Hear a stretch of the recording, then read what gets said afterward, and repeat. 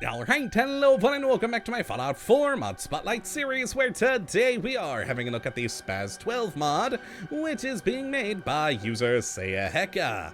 And what this glorious little piece of work looks to add into the game is, well, the iconic SPAS 12 shotgun. And oh my, I've been having a lot of fun with this mod in the game so far. As I mean, come on, who wouldn't want a SPAS 12 in the Commonwealth? It's just a fun shotgun to play around with. And plus, lore-wise, I actually think it fits in quite nicely, being a Cold War designed weapon. I think it was made in 79? Correct me if I'm wrong on that one. So let's jump on over here to take a look at what we do get. And the most standard version of the SPAS 12 will do 50 damage with a standard shotgun shell, with a firing rate of 33, range of 167, accuracy of 51, for a weight of 8.9. And all in all, it's a pretty decent looking gun, especially in the modeling department. The modeling is great. Now, I do gotta admit, the texturing on this is somewhat lackluster. It's quite low res. Now, thankfully, it does look a bit better in the world. Here in the Pip-Boy, it's just kind of like harsh flat lighting, so it's not the greatest, but thankfully the mod maker has said on the mod page that it is something they're wanting to improve, so hopefully in the not too distant future we will get some nicer textures on this thing. But for the time being, you know what, they're serviceable, especially considering the awesome number of modifications you can make to this thing to really play around and have a lot of fun. We've got an impressive list of stuff that we can change on this weapon, which is great. But that is not all we get, as it's not just a gun mod, we also have a piece of armor, and that is the SPAS 12 holster. Now, it is a purely aesthetic piece of armor, not actually offering you any armor resistances in the slightest, but it is a cool aesthetic item that allows you to put the gun on your back, and you can even add the various weapon attachments like scopes and laser pointers, etc. on this to make it look like the gun you're using. And it even does come in 4 different positions, so depending on your own personal aesthetic choice or your armor, you can get this gun in just the right spot on your body, which is pretty cool. I do like that. Now, this one here is the backpack one, just to let you know. So if you are using a backpack mod, it should fit quite nicely on the side. All in all, though, a good, fun little option. But once again, it's purely aesthetic, no actual armor there. Now, as for how you do get your hands on these lovely things, well, by default, with the standard download of this mod, you just need to go to any chemistry station in the world where there is a SPAS 12 category. Now, this will give you the 2 things you can make. The holster, which requires nothing whatsoever for it to be produced, and normally I'd be kind of mad by that, but honestly, considering it is a purely aesthetic piece of armor with no stats, I'm cool with it. Have fun, make yourself look good. Now, as for the shotgun itself, it will require 10 gears, 7 plastic, 6 springs, and 15 steel to properly produce, and you'll get your lovely gun. Now, there is also a patch that you can download for this that will add it into the level loot list. And it'll give you that so that you'll have these guns on vendors and on some bosses starting at level 10, which is pretty cool. Now, I should actually mention this off the bat early on, there are some prerequisites for this mod to work in the standard download. You will need the bullet-counted reload system mod, and to make that work, you are also going to need the Fallout 4 script extender. Now, there is an alternate download of this mod that does not require those 2, but it also does have some issues of its own. The bullet-counted reload system really makes the whole reload for shotgun animations a lot better. But yes, if you do want to go with the standard download, you will need those two things. Now let's take a look at the different modifications we have, and let's start, of course, with the shotgun here at the weapon workbench. And we have the receiver category, where we only have 4, the standard, hardened, powerful, or advanced. We then do have a barrel category for standard, ported, or short barrels.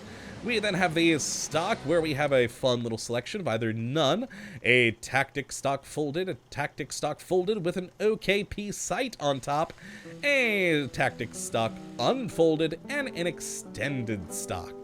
And then after that, we do have a variety of different scopes, either iron sights, glow sights, a loopholed aim dot, a Sig Romeo aim dot, or an Elkin 1610 sight there. And then after that, we do have a damage modifier, and I love this one because it does have requirements. Now, if you do want to lower the amount of damage for this gun, it doesn't require anything to lower damage, but you can see here, it actually seems to have a glitch when you do negative 80%. It actually makes the gun nigh unstoppable. Look at that damage there, 65,000. So a little bit of a glitch there, I'd say, but for the negative 40 and negative 10, no requirements there if you're wanting to make the game a little bit harder for yourself. But if you are wanting to up the damage all the way to 80% increase, you are going to need at least some requirements, and I do like that as it makes it feel a little bit less cheaty. Now then, we have the ammo capacity, where you can either have 5, 7, or 10 rounds. We then have after that the type of ammo, which I love this. You can either go with a 10 or 12 gauge rather, buckshot, 12 gauge 00. I'm sure that means something in the shooting world, but I don't know. I'm more of a rifle guy than a shotgun guy IRL. We then have the 12 gauge buckshot 000, the 12 gauge phosphorus buckshot, oh yeah, light some things on fire, and then we have a slug and a bolo slug to do more damage to limbs, which is pretty cool, and these will of course up the damage, and of course even add in some fire damage, which is always nice. And then after the ammo, we have the add-ons, where we can have receiver shells on the side. And actually, if we put that on real quick, it's pretty cool, because if you do go to the different ammo, the type of shells on the side will actually change depending on what you do choose for the ammo variety, which is pretty cool. I like that little detail. Then after that, we have another attachment where we can have either a flashlight or laser beams with either beam on or off, and even have it so that the light and the laser are both on the gun. And that is it for the various attachments here. A pretty good little system. Now, if we move on over to the armor workbench, we can play around with our holster.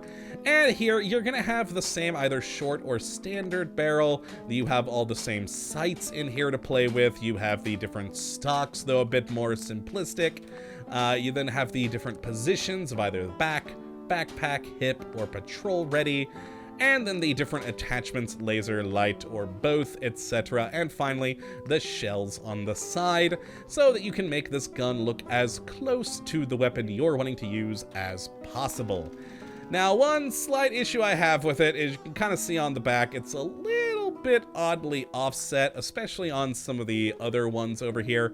But honestly, that's mainly because I'm not wearing any armor. I'm in a vault suit. If you are wearing bulkier armor, it'll most certainly look a bit better in its placement.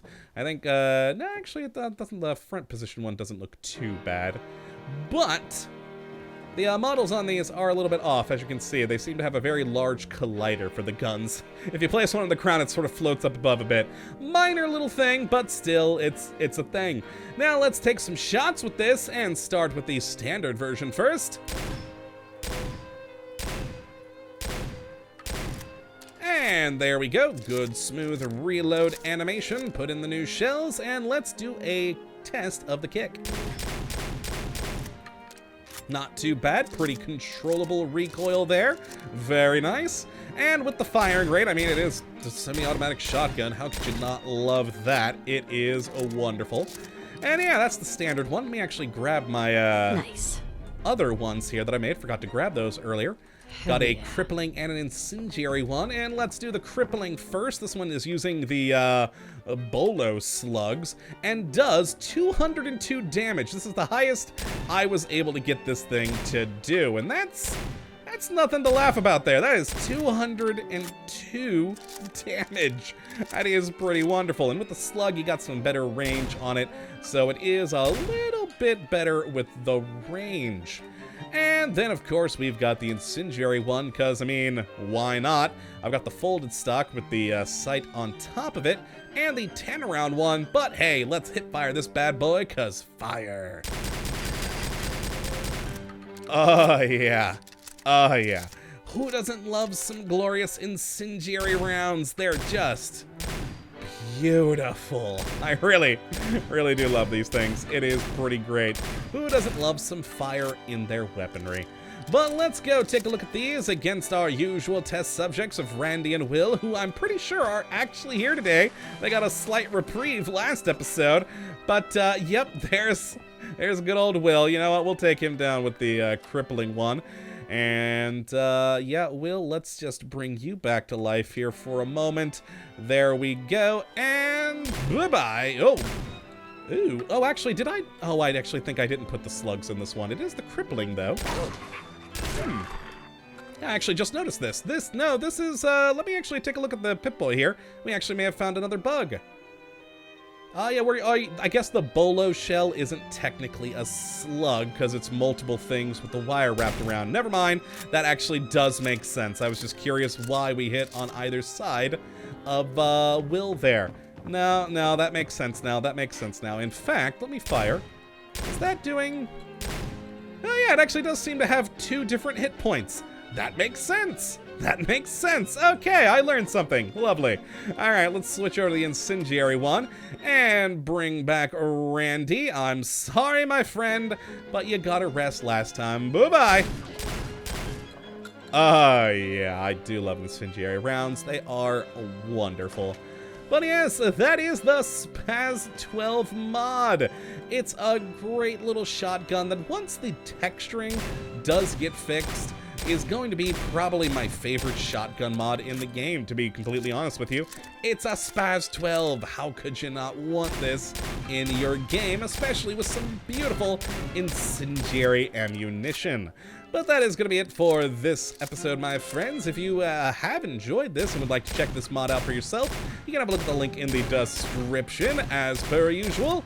But that, my friends, is going to be it for today. Hope you have enjoyed. You do come back for the next. But until that time, thank you for watching. And as always, have a good one.